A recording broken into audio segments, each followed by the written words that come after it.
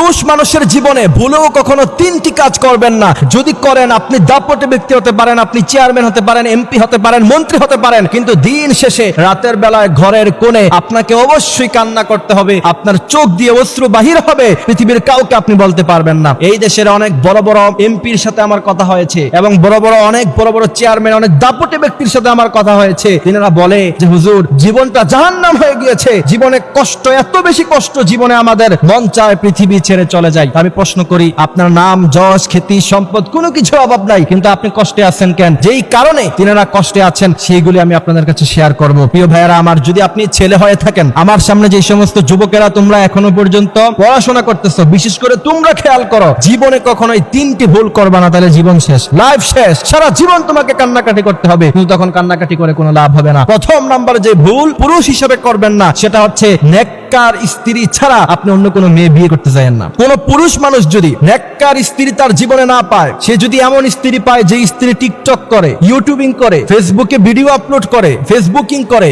Celebrity হতে চায়, এমন কোন মেয়েকে যদি আপনি বিয়ে করেন, তাহলে আপনার জীবনটা একদম জাহান্নাম হয়ে যাবে। মনে রাখতে হবে, আজকে সোশ্যাল প্ল্যাটফর্মে যাদেরকে দেখেন কাপল ব্লগ করে, ওয়াল্লাহি আল্লাহর নামের কসম করে বলতে পারি, তাদের দাম্পত্য জীবনে কোনো সুখ নাই। তাদেরকে আপনি কাছাকাছি ডেকে জিজ্ঞাসা করেন, বিশ্বনবীর যখন বিরোধিতা করতো আবু জাহেল, আবু লাহাব, উতবা, শাইবা, তো তাদেরকে কাছে ডেকে কেউ যদি রাতের আধারে জিজ্ঞাসা করতো, আচ্ছা বলো তো, বিশ্বনবীর বিরুদ্ধে যে কথা বলো, লোকটাকে আসলে ভালো না খারাপ, তখন তারা ওই সময় সত্য কথাটা বলতো যে বিশ্বনবী সাল্লাল্লাহু আলাইহি ওয়াসাল্লাম একজন ভালো মানুষ, তিনি একজন আল আমিন, তিনি সবকিছু ভালো, কিন্তু তার বিরোধিতা করি। ঠিক সেই জায়গা থেকে সেম একই ঘটনা, যারা কাপল ব্লগ করে, যারা ফেসবুকিং করে, যে সমস্ত মেয়েরা তাদের হাজবেন্ডকে গিয়ে জিজ্ঞাসা করেন যে সত্য কথাটা আমাকে বলবেন, মিথ্যা কথা বলা যাবে না, আপনি কি সুখে আছেন, তখন তারা তাদের চোখের অশ্রু বাহির করে কান্না করতে করতে আপনাকে বলবে যে আমার জীবনটা জাহান্নাম হয়ে গিয়েছে, কিন্তু কি করব, গলার মধ্যে মাছের কাঁটার মতো লেগে আছে, না পারি গিলতে, না পারি ফালিয়ে দিতে, এমন এক অবস্থা আপনার জন্য তৈরি হয়ে যাবে। সুতরাং পুরুষ মানুষ হিসেবে সর্বপ্রথম আবেগে পড়ে টিকটক থেকে মেয়ে বাছাই করে বিয়ে করো না,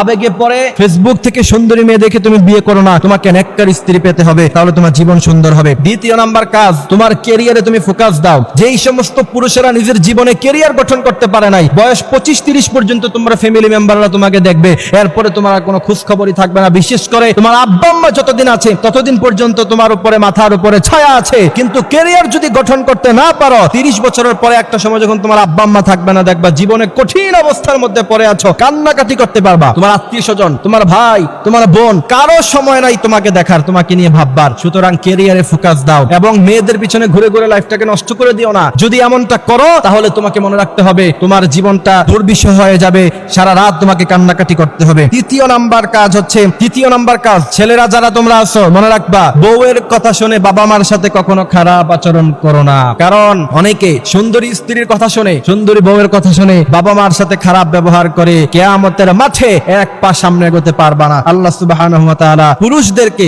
এই সমস্ত কথাগুলি বুঝার, মানার তৌফিক তিনি দান করুক। আমিন।